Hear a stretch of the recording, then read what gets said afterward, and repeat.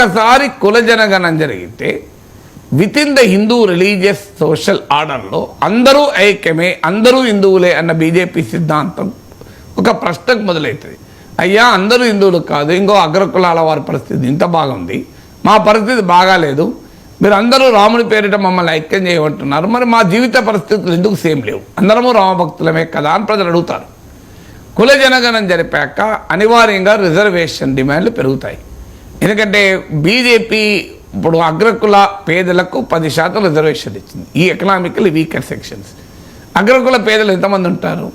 అసలు అగ్రకులాల జనాభే 15% మించి ఉండదు. అందులో పేదలు ఎంతమంది ఉంటారు? ఓ 10% ఉంటారు అనుకోండి. 10కి 10% జనాభాకు అగ్రకులాల్లో 15%లో 10% కూడా ఉండరు. అంటే 70% పేదలు ఉండరు.